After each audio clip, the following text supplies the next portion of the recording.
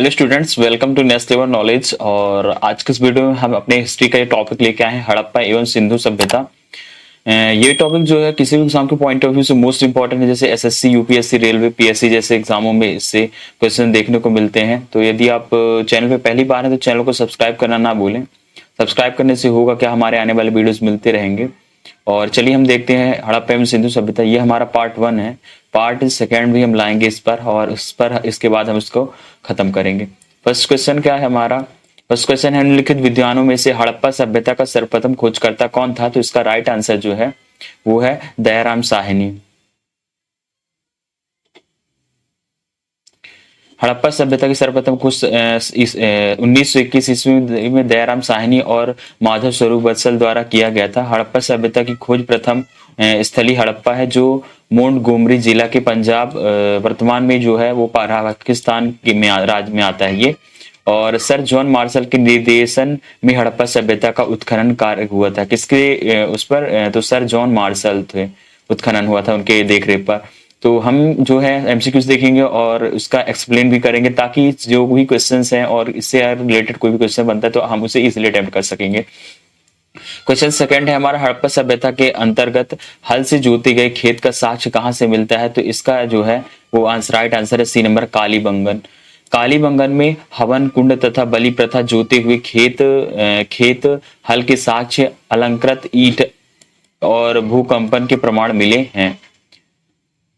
Question third है हमारा, भारत में चांदी की उपलब्धता में प्राचीन साक्ष्य मिलते हैं। तो इसका राइट आंसर है हड़प्पा संस्कृति में। भारत में चांदी के सर्वप्रथम प्राचीनतम साक्ष्य हड़प्पा काल से प्राप्त हुए। इस काल में स्वर्ण की अपेक्षा चांदी का अधिक प्रचलन था। चांदी मुख्यतः राजस्थान के जावर और अजमेर में प्राप्त होती थी, जबकि भारत में बाहर अफगानिस्तान से लाजवर्द एवं चांदी की आयात की जाती थी तथा ईरान से भी चांदी का आयात के साक्ष्य मिलते हैं। तो भारत में जो चांदी की उपलब्धता है कि प्राचीनतम जो साक्ष्य है वो हड़प्पा संस्कृति से मिलते हैं। क्वेश्चन नंबर 4 है, निम्नलिखित में से किस पशु की आकृति जो मुहर पर मिली है, जिससे ज्ञात होता है कि सिंधु घाटी एवं मेसोपोटामिया की सभ्यता के मध्य व्यापारिक संबंध थे? तो इसका राइट आंसर है सी नंबर, बैल। मोहनजोदाड़ो से एक मुहर मिली है जिसे पर बैल की आकृति है। इस बैल की रक्षा एक सर्प कर रहा था तथा यह बैल एक शत्रु से लड़ रहा है। इस शत्रु की आकृति मनुष्य की सी है, और इस बैल का उस शत्रु में लड़ने का उद्देश्य यह है कि वह शत्रु को पवित्र वृक्ष के निकट आने से रोक सके। यह मनुष्य शायद कोई दैत्य होगा जिसको हराने की कोशिश की जा रही है। क्वेश्चन 5 है हमारा, हड़प्पावासी लाजवर्द भवन निर्माण की सामग्री का आयात कहां से करते थे? तो इसका जो राइट आंसर है ए नंबर है, हिंदू कुश के वाद्याख्यांश से जो था इसकी आयात करते थे। और वही बात करें अगर हम व्याख्या की, तो लाजवर्द या राजावर्त एक मूल्यवान नीले रंग का पत्थर है जो प्राचीन काल से अपने सुंदर नीले रंग के लिए पसंद किया जाता है। कई स्रोतों के अनुसार प्राचीन भारतीय संस्कृति में जिन नवरत्नों को मान्यता दी गई थी उनमें से एक लाजवर्द था। अफगानिस्तान के बदख्शान प्रांत में कोकचा नदी की वादी में लाजवर्द की सर ए संग नामक खान लगभग 3000 से 4000 ईसा पूर्व से काम कर रही हैं। और यहाँ पास के सोरतुगई नामक स्थान पर सिंधु घाटी सभ्यता की एक व्यापारिक बस्ती भी मिली है, जिसे जारिये सिंधु घाटी सभ्यता के लोग तक लाजवर्द पहुंचाया जाता था। लाजवर्द के कुछ स्रोत सुदूर पूर्व से साइबेरियन की बायकल झील के पास भी मिले हैं। इसके बाद हम देखेंगे अपना 6 है, इसमें सूची दी गई है जिसमें हड़प्पाकालीन स्थन है और स्थिति के बारे में दिया गया है। तो बताना है कौन किसका राइट आंसर है। तो पहले हमारा ऑप्शन है मांडा। मांडा का क्या है? तो मांडा का हमारा जम्मू कश्मीर हड़प्पा स्थल। और दायमाबाद जो है उसका राइट आंसर क्या है? महाराष्ट्र। कालीबंगन कहाँ पर है? तो कालीबंगन जो है अपना राजस्थान में, और राखीगढ़ कहाँ है? महाराष्ट्र पे। तो इसका जो राइट आंसर है वो अपना है डी नंबर। मांडा चेनाब नदी के किनारे स्थित है। और दायमाबाद की बात करें तो दायमाबाद गोदावरी नदी के सहायक प्रवरा नदी के तट पर स्थित एक निर्जन गांव तथा पुरातात्विक स्थल है, जो कि भारत के महाराष्ट्र राज्य के अहमदनगर जिले में है। कालीबंगन राजस्थान के हनुमानगढ़ जिले का एक प्राचीन ऐतिहासिक स्थल है। यहाँ हड़प्पा सभ्यता की बहुत दिलचस्प और महत्वपूर्ण अवशेष मिले हैं। और बात करें राखीगढ़ की तो यह हरियाणा में है। तो यहाँ पर हमने देखा था। क्वेश्चन 7 है हमारा, हड़प्पा वासी किस वस्तु के उत्पादन में सर्वप्रथम थे? तो इसका राइट आंसर है सी नंबर, कपास के उत्पादन में। कपास की खेती सर्वप्रथम हड़प्पा वासी द्वारा शुरू किया जाता गया और हड़प्पा वासी कपास के उत्पादन में सर्वप्रथम थे। क्वेश्चन 8 हमारा, सूची दी गई स्थल हैं और नदी है, तो कौन सा स्थल देखेंगे कि किस नदी पर है, तो किनारे है। तो हड़प्पा जो था उसका राइट आंसर है रावी नदी के किनारे। और मोहनजोदड़ो जो था वो हमारा था सिंध नदी के किनारे। लोथल की बात करें तो ये हमारा था भोगवा नदी के किनारे और कालीबंगन घाघर नदी के किनारे। तो ये मोस्ट इंपॉर्टेंट टॉप क्वेश्चन है, इसे थोड़ा सा ध्यान से देख लीजिए। हड़प्पा जो है हमारा किसमें, रावी पे है, मोहनजोदाड़ो सिंधु पर है और लूथल कहाँ पर है, भोगवा पे, और कालीबंगन है घाघर नदी पर। क्वेश्चन 9 है, भारत में खोजा गया सबसे पहला और पुराना शहर था, तो इसका राइट आंसर है ए नंबर, हड़प्पा। भारत में खोजा गया सबसे पहला पुराना शहर जो था हड़प्पा है। वर्ष 1921 में दयाराम साहनी द्वारा हड़प्पा की खुदाई की गई। हालांकि आधुनिक हड़प्पा पंजाब पाकिस्तान में एक पुरातात्विक स्थल है जो साहिवाल से लगभग 24 किलोमीटर, बात करें तो 15 मील पश्चिम में है। क्वेश्चन 10वां है हमारा, हड़प्पा एवं मोहनजोदाड़ो की पुरातात्विक खुदाई के प्रभारी थे, तो इसका राइट आंसर है B number, sir John Marshall Harappa एवं मोहनजोदाड़ो की पुरातात्विक खुदाई के प्रभारी थे। Sir John Hubert Marshall 19 March 1871 Chester England से 17 अगस्त 1958 और ग्लिफोर्ड इंग्लैंड 1902 से 1928 तक भारतीय पुरातात्विक सर्वेक्षण विभाग के महानिदेशक रहे। आगे देखते हैं, हड़प्पा वासी किन धातुओं का आयात करते थे, तो यहाँ पर चांदी, टीन, सोना ऑप्शन दिया गया है, तो इसका राइट आंसर है तीनों। जो हड़प्पा वासी थे वो चांदी का भी और टीन का भी और सोने का भी आयात किया करते थे। आइए देखते हैं। इस समय तांबे में टीन मिलाकर कांसा तैयार किया जाता था। तांबा राजस्थान की खेतड़ी से और टीन अफगानिस्तान से मंगाया जाता था। टीन अफगानिस्तान और इराक से। तांबा की बात करें खेतड़ी राजस्थान और बलूचिस्तान से। याद रखिएगा, चांदी जो है ईरान से और अफगानिस्तान से, सोना अफगानिस्तान से और फारस दक्षिणी भारत, लाजवर्द सेलखड़ी बलूचिस्तान राजस्थान और गुजरात से, नील रत्न जो था बदख्शां से, नीलमणि महाराष्ट्र, हरितमणि दक्षिण एशिया से, शंख एवं कौड़िया ये सौराष्ट्र दक्षिण भारत से, और 11वां सीसा ईरान से, अफगानिस्तान से, राजस्थान से, और 12वां है शिलाजीत, तो ये हिमालय क्षेत्र से। तो ये कुछ हड़प्पा कालीन के कुछ धात्विक तत्व थे तो जिन्हें कहां से आयात किया जाता था, यहाँ पर ये बताया गया है। क्वेश्चन 12 है, सिंधु घाटी की सभ्यता के संदर्भ में निम्नलिखित कथनों पर विचार कीजिए। यह प्रमुखतः लौकिक सभ्यता थी तथा उसमें धार्मिक तत्व यद्यपि उपस्थित था, वर्चस्वशाली नहीं था। सेकेंड है हमारा, उस काल में भारत के कपास से वस्त्र बनाए जाते थे। उपरोक्त में से कोई नहीं बताना है क्या इसका राइट आंसर है, तो इसका राइट आंसर है ए और 1 और 2 दोनों है। लौकिक सभ्यता थी तथा उसमें धार्मिक तत्व यद्यपि उपस्थित था, वर्चस्वशाली नहीं था। उस काल में भारत में कपास के वस्त्र बनाए जाते थे, यही इसका राइट आंसर है। क्वेश्चन 13, सिंधु सभ्यता के घर किससे बनाए जाते थे, तो इसका जो राइट आंसर है वो ईंट से बनाए जाते थे।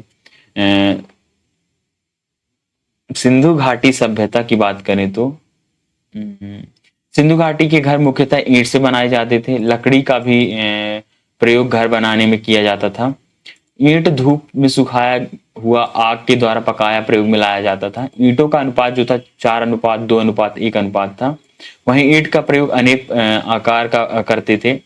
अलंकृत ईंट का प्रयोग का प्रमाण कालीबंगन में मिलता है। वहीं सिंधु घाटी की सभ्यता का सबसे पूर्वी सीमा मेरठ के हिंडन नदी तट पर आलमगीर था।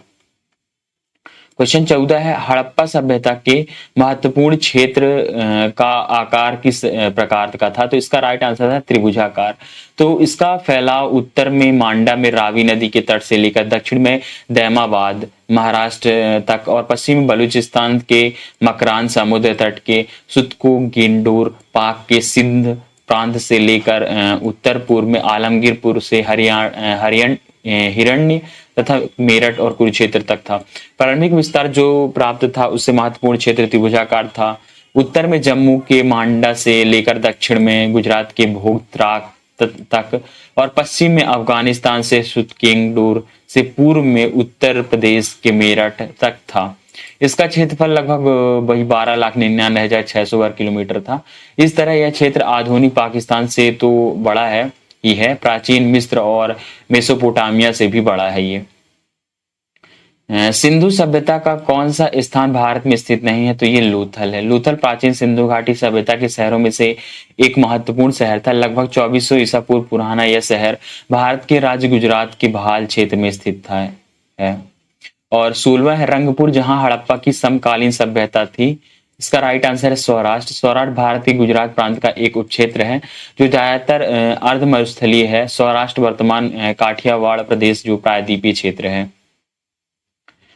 क्वेश्चन नंबर 17, हड़प्पा काल का तांबे का रथ किस स्थान से प्राप्त हुआ है? तो इसका राइट आंसर है दैमाबाद से। हड़प्पा कालीन ताम्र रथ दैमाबाद से प्राप्त हुआ है। यह पूरा स्थल महाराष्ट्र प्रांत में स्थित है। क्वेश्चन 18 हमारा, कथन दिया गया है ए है हड़प्पा तथा मोहनजोदाड़ो अब विलुप्त हो गए हैं, कारण है वे उत्खनन के दौरान प्रकट हुए थे। तो इसका जो राइट आंसर है वो बी है। ए और आर दोनों सही हैं, किंतु आर जो है ए का सही स्पष्टीकरण नहीं है। मोहनजोदाड़ो वर्तमान पाकिस्तान के सिंध प्रांत के लड़काना जिले में सिंधु नदी के दाएं तट पर है तथा हड़प्पा वर्तमान पाकिस्तान के पंजाब प्रांत के साहिवाल मांडगोमरी जिले में रावी नदी के बाएं तट पर है। नगर व सैंधव सभ्यता के दो प्रमुख नगर थे जिनकी खोज उत्खनन के दौरान क्रमशः राखलदास बनर्जी तथा दयाराम साहनी ने की थी। वर्तमान में ये नगर मात्र प्राप्त विलुप्त स्थिति में है। इस प्रकार कथन और कारण दोनों सही है, किंतु कारण कथन का सही व्याख्या नहीं करता है। क्वेश्चन नंबर हमारा है 19, हड़प्पा सभ्यता के निवासी थे तो ये किस तरह से थे? तो हड़प्पा सभ्यता के जो निवासी थे वो शहरीय थे। हड़प्पा शहरी सभ्यता थी। भारत का प्रथम नगरीकरण हड़प्पा सभ्यता द्वारा शुरू किया गया। भारत में द्वितीय शहरीकरण गंगाधारी के में 6वीं शताब्दी ईसा पूर्व में हुआ। वैदिक सभ्यता ग्रामीण सभ्यता थी। यायावर व्यवस्था मानव के प्रारंभिक काल को दर्शाता है। शहर होने के लिए प्रथम शर्त खेती में अतिरिक्त उपज होना अनिवार्य है। शहर उसे कहेंगे जहां 75% मानव जनसंख्या गैर कृषि कारण से संलग्न हो। हड़प्पा अर्थव्यवस्था कृषि अधिशेष, पशुपालन, उन्नत हस्तशिल्प तथा समृद्ध आंतरिक तथा बाध्य व्यापार पर आधारित थी। क्वेश्चन नंबर 20 है, सिंधु का नाखिलस्तान बाग हड़प्पा सभ्यता के किस पुरा स्थल को कहा जाता है? तो इसका राइट आंसर वह व्याख्या में देख लेते हैं। यहाँ पर है मोहनजोदाड़ो। व्याख्या में मोहनजोदाड़ो को सिंधु का बाग, मुर्दों का टीला तथा नखलिस्तान भी कहा जाता था। तो ये मोस्ट इंपॉर्टेंट कुछ पॉइंट्स हैं। जैसे मोहनजोदाड़ो का नाम पूछा जा सकता है क्वेश्चन में, तो मोहनजोदाड़ो का जो नाम था वो सिंध का बाग, मुर्दों का टीला और नखलिस्तान भी था, कहा जाता सकता है इसे। और 21 से सिंधु घाटी सभ्यता जानी जाती है तो अपने नगर नियोजन के लिए। सिंधु सभ्यता सैंधवकालीन नगरीय सभ्यता थी। सैंधव सभ्यता से प्राप्त परिपक्व अवस्था वाले स्थलों में केवल 6 को ही बड़े नगरों की संज्ञा दी गई है। मोहनजोदाड़ो, हड़प्पा, गढ़वारीवाला, धौलावीरा, राखीगढ़ और कालीबंगन। सिंधु घाटी सभ्यता को खोज निकालने में जिन 2 भारतीयों का नाम था वो प्रमुखतः थे दयाराम साहनी और राखलदास बनर्जी, जो कि सिंधु घाटी सभ्यता को निकालने में 2 भारतीय थे।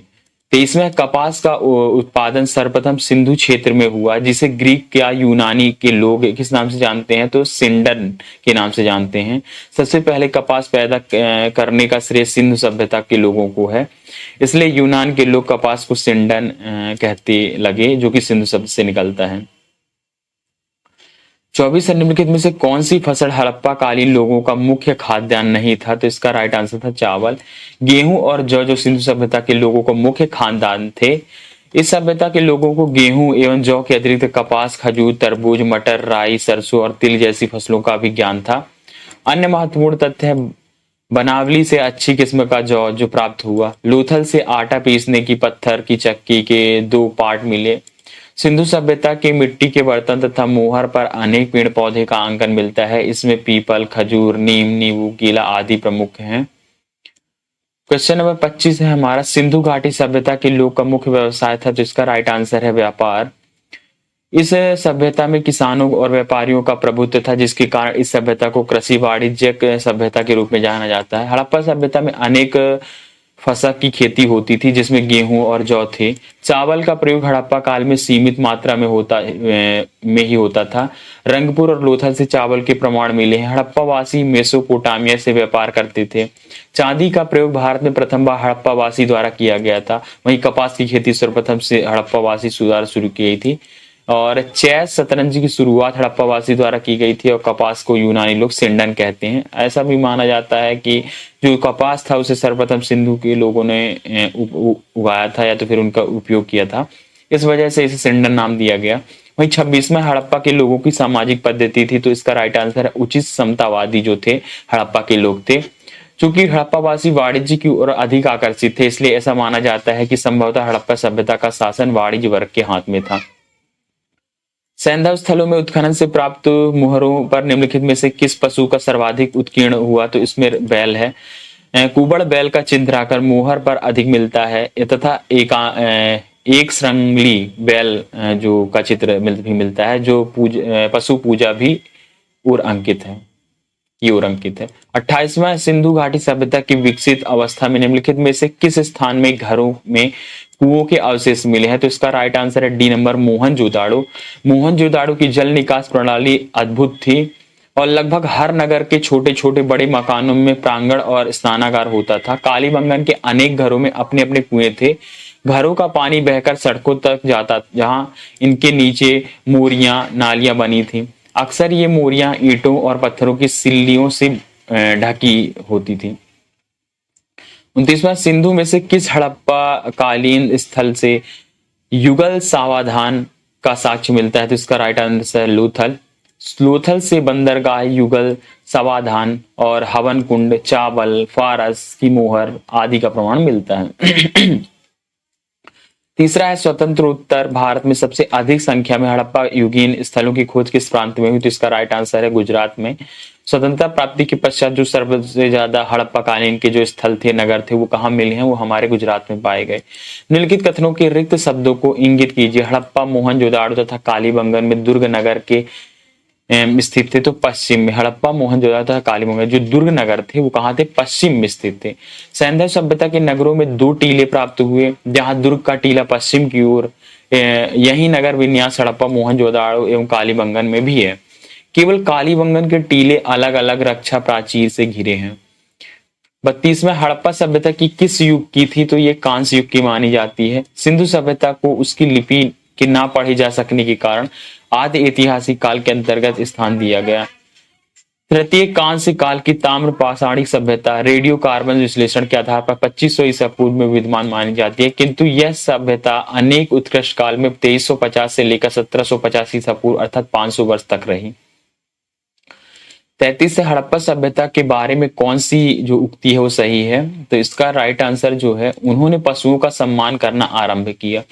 मोहनजोदाड़ो से प्राप्त एक सील पर 3 मुख और वाले देवता जिसे पशुपतिनाथ की मूर्ति मिली, उनके चारों ओर हाथी, गेंडा, चीता एवं भैंसा विराजमान है।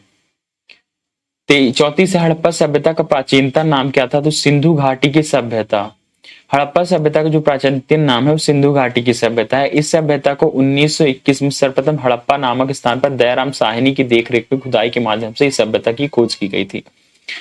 वहीं 23वां है सिंधु सभ्यता। 35वां है सिंधु सभ्यता निम्नलिखित में से किस युग में पड़ता है? तो इसका राइट आंसर है आदि ऐतिहासिक काल, प्रोटो हिस्टोरिकल पीरियड। ऐतिहासिक काल का निर्धारण पाटनी लेखन कला ज्ञान के आधार पर किया जाता है। लेखन कला के ज्ञान से पहले कालखंड प्रागैतिहासिक कालखंड होता है। भारतीय इतिहास में 2500 बीसी से 600 बीसी कालखंड आदि ऐतिहासिक माना जाता है। और सैंधव सभ्यता का आदि ऐतिहासिक काल की भी सभ्यता कहते हैं, क्योंकि यहाँ पर लेखन कला का ज्ञान तो परंतु अभी तक इसे पढ़ा नहीं जा सका। तो यहाँ पर एक इंपॉर्टेंट पॉइंट है, लेखन काल के ज्ञान से पहले का जो कालखंड था उसे प्रागैतिहासिक काल कहा गया और भारतीय इतिहास में 2500 बीसी से 600 बीसी कालखंड को आदि ऐतिहासिक कहा गया। हड़प्पावासी किस धातु से परिचित नहीं थे? तो वो जो थे लोहा से परिचित नहीं थे। हड़प्पा सभ्यता एक कांस्य युगीन सभ्यता थी। यहाँ से तांबा, कांसा, स्वर्ण, चांदी आदि की धातु तो मिलती है, परंतु लोहे की प्राप्ति नहीं। वस्तुतः हड़प्पा कालीन लोग लोहे से परिचित नहीं थे। भारत में लोहा युग का प्रारंभ उत्तर वैदिक काल लगभग 1000 ईसा पूर्व से माना जाता है। किस हड़प्पा कालीन स्थल से भारत प्राप्त जार पर चोंच में मछली, दबाए चिड़िया एवं पेड़ के नीचे खड़ी लोमड़ी का चित्रांकन मिलता है, जो कि पंचतंत्र की लोमड़ी की कहानी सदृश है? तो इसका राइट आंसर है सी नंबर, लोथल में।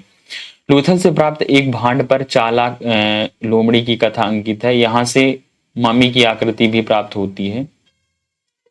23वां अधिसंख्य हड़प्पा स्थल स्थित है। तो अधिक संख्य जो थे अधिकांशतः सिंधु घाटी में हड़प्पा स्थल है।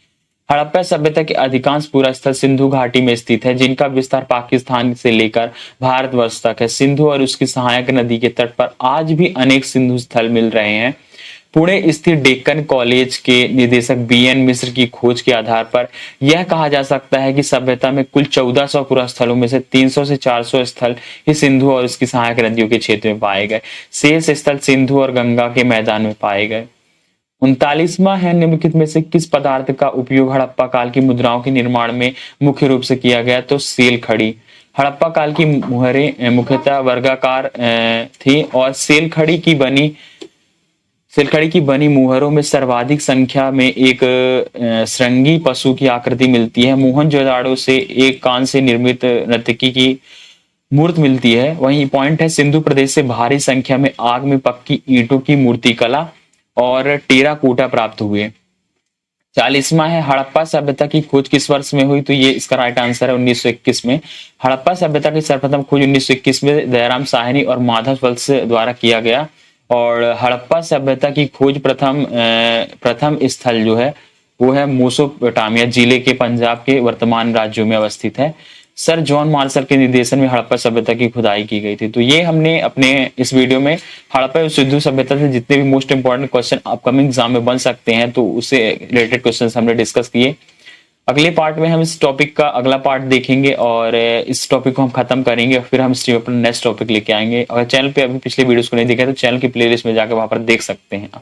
Thanks for watching, like share and subscribe करना ना भूलें ताकि आप आने वाली वीडियोस आपको मिलती रहे। इसी तरह मिलेंगे अगली वीडियो में, तब तक के लिए धन्यवाद।